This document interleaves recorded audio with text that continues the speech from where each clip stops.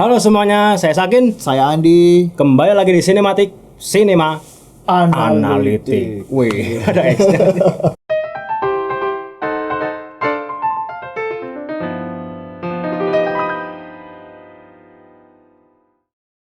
Oke.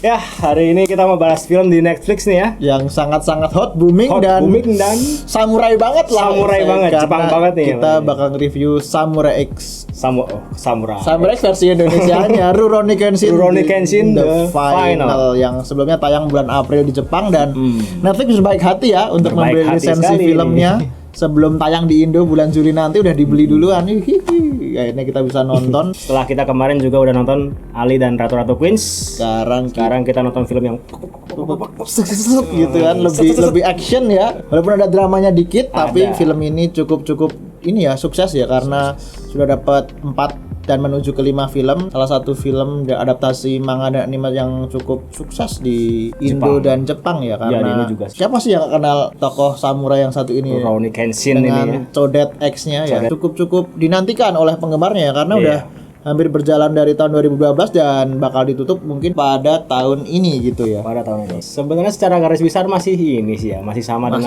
ya gitu. Karena emang ini film adaptasi ya. Kalau mau dirubah juga susah walaupun sempat khawatir si Takeru Sato ini waktu awal-awal filmnya dibuat karena apakah nanti si autornya ini Nobuhiro Wakatsuki ini bakal kecewa karena bakal sedikit berbeda dibanding versi manganya ya, apalagi penggemar animenya juga nggak belum pernah lihat art ini karena art ini kan cuma muncul di manga aja dan kurang begitu populer mungkin bagi penikmat animenya karena lebih populer si Shishio Makoto yang kemarin di 2 film sebelumnya jadi film utama gitu. Iya, kita ke cast ya. Di sini masih sama karena masih merupakan film yang cukup ikonik dan mempertahankan cast utama. Sutradaranya pun sama gitu loh. Iya, masih Keiichi Otomo. Ya, disutradarai oleh Keiichi Otomo dan cast-castan juga masih tetap sama ya. Ada Takeru Sato sebagai Himura Kenshin, terus ada Emi Takei sebagai Kaoru. Terus ada Aoi Munetaka sebagai Sanosuke Sagara ya yang di setiap filmnya cuma babak belur aja kerjaannya kan nggak pernah ada gunanya gitu.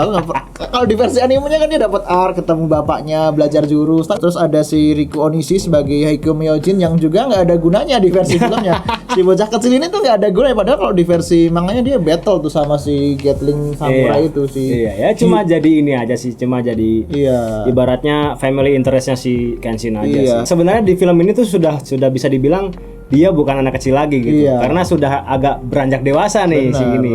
Seharusnya punya fighting scene yang lebih padat ya kayaknya ya. Iya, nggak dapat arc battle sama sekali. Terus ada ini juga ya, Aoi Yu masih sebagai Dr. Megumi. Terus ada Hajime Saito. Hajime Saito ini karakternya ya. Hajime Saito ya, diperankan sama Yosuke Eguchi yang kemarin sempat muncul sebagai bapaknya Ichigo Kurosaki ya di Bleach live action. Dan yang pasti ada Makenyu Arata yang memerankan Enishi. Adik iparnya Rurouni Kenshin. Dan sedikit hint dari Tomo Himura yang diperankan oleh Aimura Kazumi ya. Ke cerita ya sebenarnya masih melanjutkan kontinuitas dari film-film sebelumnya ya, dari 3 film sebelumnya gitu. Untuk segi cerita sih tidak ada yang baru ya dia. Tidak ada yang baru. Dimana ceritanya juga setelah arc Kyoto itu Kyoto Inferno di versi manganya langsung ke arc Jinchu yang berpengarah ke surat si Tomo Himura ini. Si Enishi ini kan punya dendam sama si Kenshin, perang lagi gitu. Tapi ini gara-garanya juga bukan karena ini ya dendam ya. Kalau si Makoto Shishio kan dendam yang kesumat sama zaman yang berubah. Tapi kalau Enishi ini bucin. Bucin sama kakaknya gitu. Mau Jepang mau diosak asik sama for dia. For the sake of his sister gitu. Enishi ini di sini lebih badass. Kalau di versi manganya dia lebih agak-agak humor gitu. Sedikit. Kalau bahasa Jawanya celelean ya. Sedikit celelean gitu lah. Tapi di versi sini lebih sadis gitu. Dia lebih villain banget gitu. Semacam kayak orang yang diem gitu. Tidak banyak ngomong tapi sekalinya bertindak kayak monyet gitu loh. Kalau sendiri nangis tapi dia. Kalau sendiri nangis. Depresi. Wajib tonton lah filmnya. Karena selain menyajikan cerita yang bagus juga fighting scene-nya ya udah enggak usah dibicarain lagi sih. Takeru Sato no stuntman. Oke, langsung ke pro kontra ya. Pro kontra.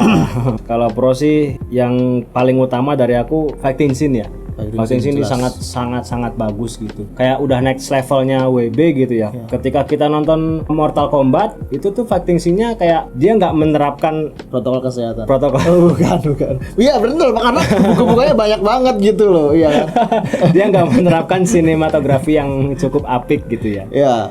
Jadi terkesan pas Mortal Kombat tuh fighting scene-nya biasa aja, tapi kalau di sini tuh bener-bener apa ya, selain koreografinya juga bagus, permainan kameranya juga, blocking-blockingnya juga bagus gitu. Jadi bagian-bagian CGI yang terlihat kasar jadi tertutup dengan bagus ya. Walaupun gitu. Ya kita tahu lah ini CGI, tapi itu tertutup dengan sangat apik dengan gitu. action yang kalau kedip pun rugi gitu loh. Kasarannya tuh kayak aku pun waktu adegan terbaik ya menurutku di opening film itu ya di kereta itu. Di kereta ya. Waktu si Enishi awal-awal muncul itu cukup gila sih, karena dia bisa memberikan intimidasi dan action yang keren gitu. Itu jadi salah satu opening yang bikin orang tuh nempel sama filmnya, dan itu juga ditunjukkan sama konsistensi koreografi dari setiap cast-nya ya. Takeru 1 juga konsisten. Terus apa penerapan serangan-serangan lain gitu. Ya pada zaman itu menyerang tuh ya dengan meriam itu sudah umum ya mungkin. Ini pakai balon udara gitu kan. Spoiler dikit gak apa-apa ya? Gak apa-apa. Terus ada yang pakai juga apa kok ya meriam ya jenenge ya? Basuki. Ya pokoknya kalau soal action scene, fighting scene itu nggak usah lah kita debat ya. Jadi film salah satu film samurai terbaik lah mungkin ya. Kalau kedip rugi. Ya mungkin yang cukup disayangkan ini sih, beberapa jurus yang nggak ditunjukkan lagi pakai teks dialog itu. Kalau di seri-seri awal kan masih disebutin tekniknya Kenshin itu apa, nama pedangnya ini apa. Tapi gitu. Di film ini tuh nggak disebutin. Enishi ini aliran pedangnya apa, terus jurusnya apa, itu nggak disebutin. Dan teman-teman yang nonton manganya juga kayaknya agak sedikit ya, kalau kecewa sih enggak kali ya. Cuman ya agak sedikit berbeda aja gitu dari versi manganya gitu. Ya kalau aku sih selalu menempatkan kalau versi live action dan versi manga atau anime tuh sebuah karya yang berbeda gitu loh. Itu kan salah satu teknik marketing ya dari pengarangnya ya. Kalau dibikin sama ngapain orang cuma baca manganya? Kalau dibikin beda ya itu tujuannya biar orang tuh baca karya yang lain atau menikmati karya yang lain. Jadi itu salah satu teknik marketing yang menurutku cerdas sih. Ya kalau dibikin sama ya rugi dong manganya, Pak. Pro yang lain mungkin ini sih kalau aku. Case-nya. Aku merasa case si yang baru-baru dan yang lama ini bisa langsung padu gitu loh. Aku nggak ngelihat, ya mungkin karena syutingnya juga cukup lama ya, persiapan film ini hampir 2 tahun, dan semenjak diumumin itu ada tahun 2018 baru tayang, 2021 terhalang pandemi juga. Bisa dibilang begini sih, case-nya itu tidak luput dari kontinuitas film sebelumnya gitu. Jadi kayak punya koneksi. Mereka tuh konsisten gitu. Ada yang mungkin si Emi Takei di sini terlihat lebih tirus gitu. Tirus karena habis hamil kayaknya ya gitu. Jadi setiap karakter di sini tuh benar-benar menjaga badannya, menjaga rambutnya tetap mukanya tetap otentik dengan perannya gitu. Jadi beginilah pokoknya. Beda kayak Harry Potter ya. Beda setahun udah ronnya udah gede. Udah gede banget. Makanya mending pakai film Asia aja gitu. Kalau film barat kan beda setahun udah gede, Pak, orang bule. Hihiko itu juga kan walaupun dia sudah beranjak dewasa tapi vibe-nya dia tuh masih terlihat Hihiko yang dulu. Ya karena nggak guna di versi live action-nya. Padahal di versi manga ya, ini Just for Information, dia pegang pedang kayu aja udah bisa menang, Pak, lawan orang-orang. Ya seakan-akan yang terlalu di-milking si Kenshin-nya itu. Mahal, Pak, Takeru 1 mahal. Dan tidak pernah hilang dari trademark dari Rurouni Kenshin ya. One Ok Rock. I'm not afraid. Kalau dibilang pro sebenarnya banyak lah ya. Banyak kalau pronya. Kalau yang pertama kita fans. Ya ini yang dirasakan oleh fans-fans Rurouni Kenshin ya. Tapi kalau mencoba untuk fair, kontranya apa? Kontranya? Ya ini ya salah satu yang paling bener-bener bikin aku agak kecewa sih, ceritanya yang begitu-begitu saja gitu. Iya. Si Kaori ini kenapa diculik terus? Gitu loh itu.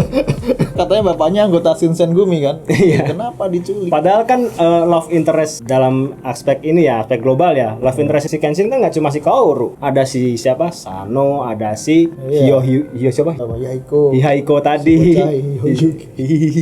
Kok yang diculik Kaoru lagi gitu loh. Kayak jadi alurnya tuh terlalu ngopi paste dari film-film sebelumnya. Karena 3 film sebelumnya juga begitu gitu. Iya, ya itu mungkin salah satu kelemahannya dari cerita awal Samurai X ya. Karena emang si Kenshin ini memang digambarkan sebagai seorang manusia yang butuh love dari kebenciannya itu. Jadi ya yang jadi sumber konfliknya ya kalau nggak yang diculik sama musuhnya ya ini sumber ininya energi dia si orang-orang sekitarnya itu. Tidak ada inovasi baru dari segi alur cerita ya. Dari segi cerita gitu. Kenapa yang diculik si Kaoru aja gitu. Walaupun karakter-karakternya sudah banyak yang baru gitu loh.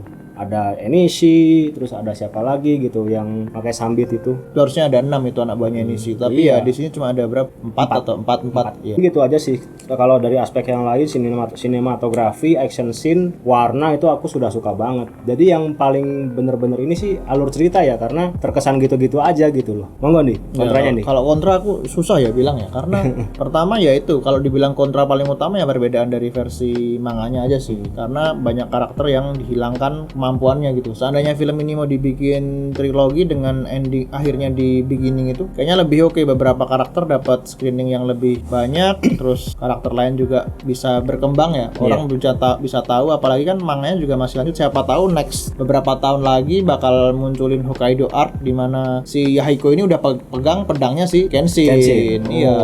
Padahal kan itu salah satu plot yang ditunggu-tunggu. Apalagi di ending ya. Mungkin ini sedikit big spoiler Kaoru dan Kenshin ini tit gitu loh. Dan punya tit. Tapi di film ini tuh kayak kayaknya film ini udah akhir benar-benar the final gitu. Kita nggak sebagai fans Kenshin nggak mungkin bisa lihat lagi dan itu cukup membuatku kecewa sih. Kekecewaanku bukan karena film ini jelek, karena film ini nggak mengadopsi full manganya. Ya kecewa aja. Udah ngikutin dari 2012 tapi harus berakhir di film ini. Ya kalau kontra sih kayaknya nggak begitu banyak ya karena kita berdua tuh cenderung menikmati audiovisualnya. Kalau ini tuh film ya kita benar-benar suka gitu. Ya memang manga yang di film tapi jadi film banget gitu loh. Jadi aspek sinematiknya terasa semua baik dari audio, visual maupun action scene gitu. Dan drama yang cukup gitu. Paling kalian nggak boleh berkedip lagi nih. Adegan final battle-nya itu epic sekali. Ada ini ya, Gapura dihancurin. Benar gitu. Tunggu aja. The beginning, siapa tahu di situ bakal ada sedikit teaser untuk next movie atau apa. Yang pasti franchise ini tetap harus ini sih berjalan karena fans-fansnya juga fans-fansnya udah tumbuh berkembang bersama film ini dan apalagi Warner Bros kan mata duitan gitu kan. Pasti dilanjut lah nanti ada OVA-OVA yang lain gitu nyeritain si Hajime Saito atau yang lain lah ya. Kita tunggu aja lah. Jangan di-cut aja sih filmnya.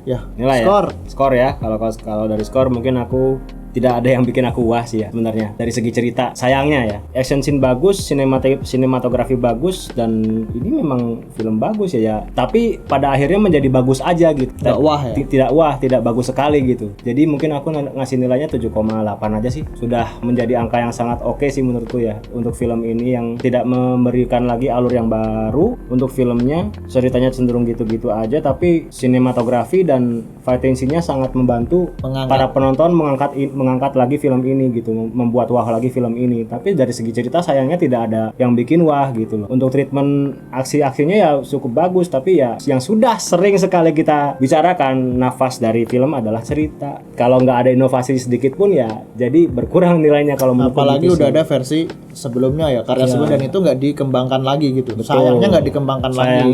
Kurang aja gitu. Jadi cenderung pas nonton tuh ya udah filmnya habis gitu. Jadi habis ngelayat udah gitu.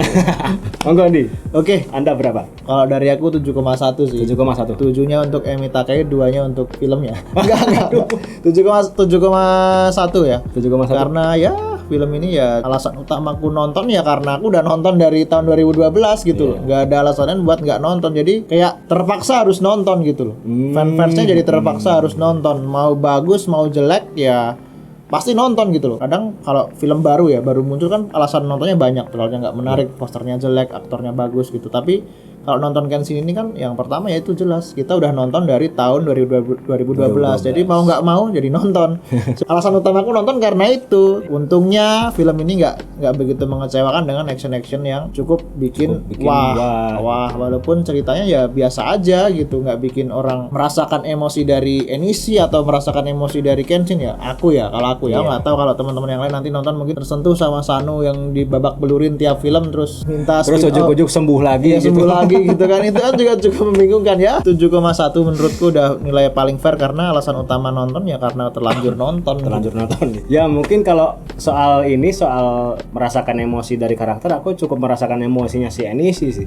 Karena dia aktingnya di sini cukup bagus ya. Yeah. Si siapa? Makanya Arata ini bagus banget aktingnya pas dia ngomong Batosai. Ya, itu bagus, tapi saat ditutup dengan ending yang terlalu condong ke itunya. Nah, jangan cuy. Itunya jadi kayak ini mau dibikin film yang kayak gimana gitu. Jadi kayak aku lah bener versi manganya kayak gini. Tapi awalnya nggak kayak gini di versi gitu loh. Aku tuh rasanya kayak gitu. Jadi ya sudahlah ya, tonton sendiri aja. Tonton sendiri di Netflix. Mungkin buat teman-teman yang nggak terkontaminasi sama versi manganya bisa lebih fair ya untuk menilai film ini bagus apa enggak. Tapi yang baca manganya mungkin sedikit kecewa.